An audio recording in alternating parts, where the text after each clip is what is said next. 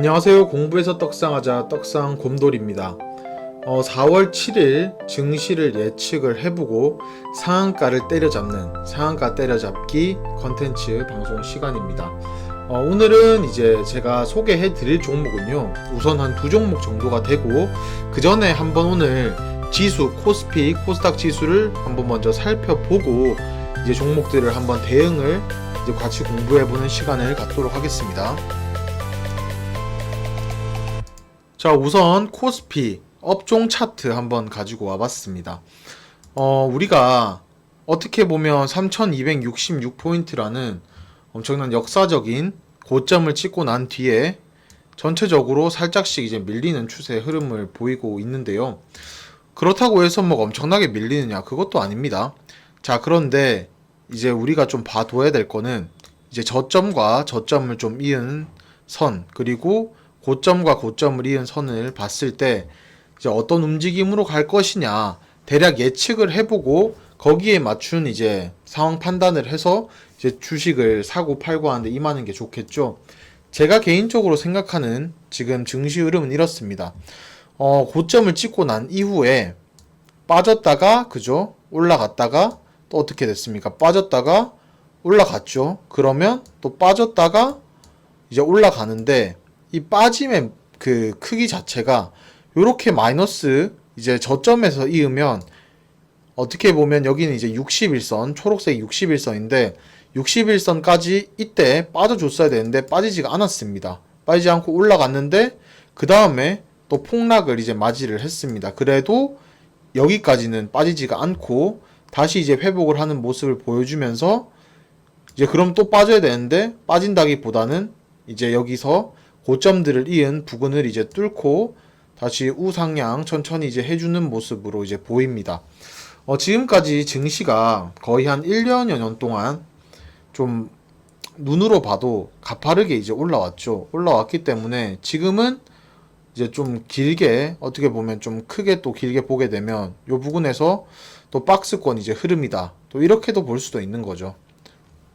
그렇기 때문에 여기서 이제 고점을 돌파를 한번 해주느냐 아니면 올라갔다가 다시 또 천천히 꺾이느냐 요 싸움일 것 같아요. 그렇기 때문에 이제 한 3200포인트를 좀 뚫고 안착을 해줄 수가 있을지 아니면 여기서 보면 또 위로 갔다가 읽기에 따라서 다릅니다. 여기서 저점 찍고 올라갔는데 이까진 못 올라가고 다시 또 도전하는 요 상태에서 여기를 찍고 여기를 지지하면서 올라갈지 아니면 여기 못 찍고 다시 쭉 빠질지 이제 한 일주일 내로 한번 판가름이 날 것 같기 때문에 지수들 유심히 한번 관찰을 할 필요성이 있을 것 같고요.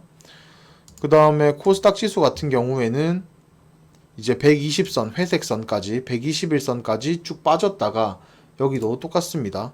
여기는 저점끼리 이으면 확실하게 저점이 보이고요. 고점 같은 경우에도 이제 고점끼리 이어보면 자, 여기서 더 떨어졌어야 되는데 오른 다음에 떨어졌어야 되는데 여기서 떨어지지 않고 여기서 다시 살짝 우상향하면서 올라가고 있는 모습, 요렇게 이제 우리는 확인을 할 수가 있는 거죠. 자, 코스피 같은 경우에는 완전 박스 형태로도 그릴 수가 있었지만 여기는 박스 형태까지는 좀 애매하고 이제 더 떨어지는 걸 막고 다시 이제 추세를 좀 돌렸다. 추세 돌린 지 이제 대략 한 2주에서 3주 정도 동안, 그리고 돌리고 나서는 천천히 5일선을 타고 왔다 갔다 이렇게 하는 움직임이기 때문에 당분간은 개인적으로 좀 박스권일 가능성이 높다. 뭐 그렇다고 해서 막 엄청나게 큰 급등이 나오거나 큰 급락은 나오지 않을 것 같은 예감이 이제 듭니다. 자, 근데 이럴 때일수록 제가 겪어본 바에 따르면 당일날 이제 단타를 칠 때 굉장히 좀 힘든 경우가 이제 많이 생긴다는 거죠.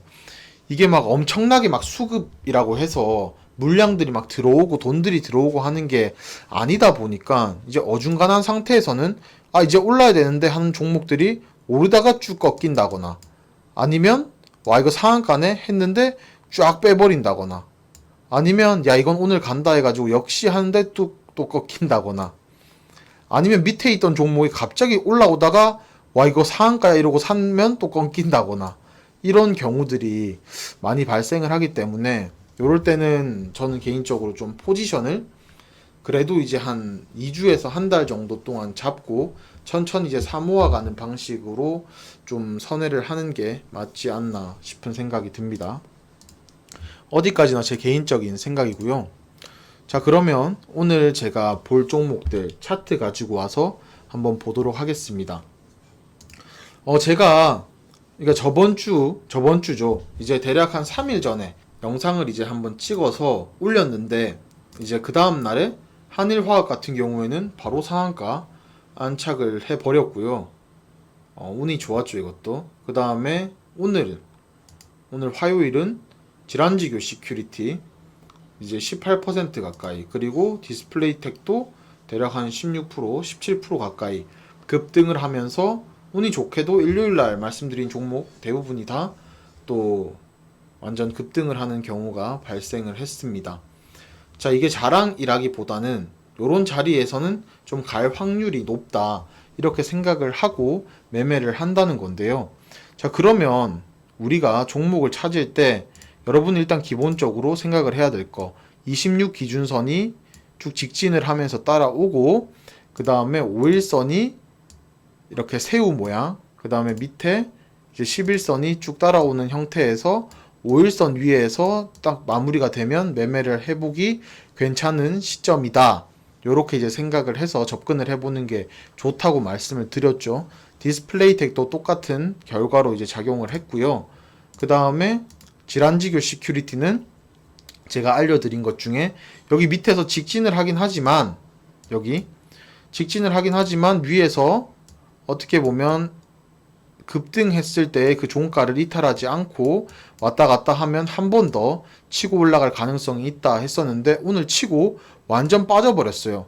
근데 요즘 같은 상황에서는 이러고 나서 다시 올라갈 수도 있지만 지금부터는 딱 집중을 해서 만약에 더 떨어진다 그러면 과감하게 접근을 안 하는 게 좋고요.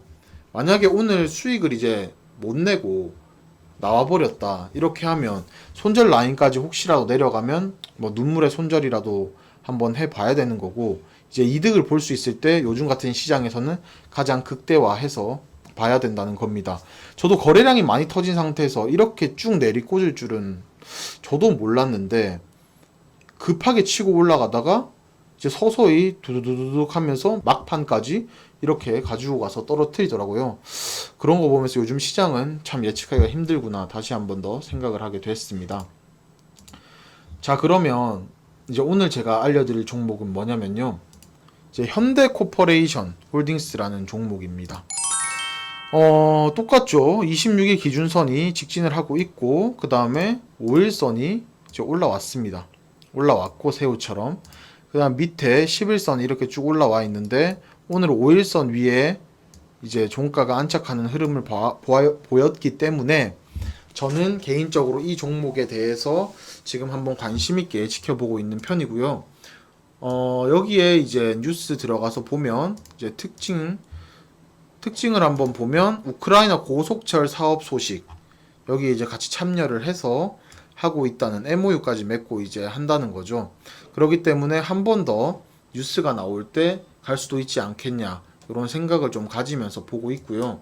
그 다음에 기업 분석을 들어가서 보게 되면 개인적으로 봤을 때는 매출도 잘 나오고, 그 다음에 영업이익 폭도 계속해서 늘고 있는 상황입니다. 그렇기 때문에 우량한 회사라고 지금 생각을 하고, 그 다음에 자산 같은 경우에도 크게 문제 없이 자본금이 455억인데 자본이 대략 한 이제 2천억 가까이 된다는 거는 넣은 돈이 예를 들어서 455원인데 지금 우리가 가진 돈이 대략 한 1,800원이다. 이런 느낌으로 한번 받아들이시면 이 회사가 얼마나 좀 적당한 회사인지 알 수 있을 겁니다. 자, 그리고 두 번째로 볼 종목은 캐리소프트라는 종목인데요.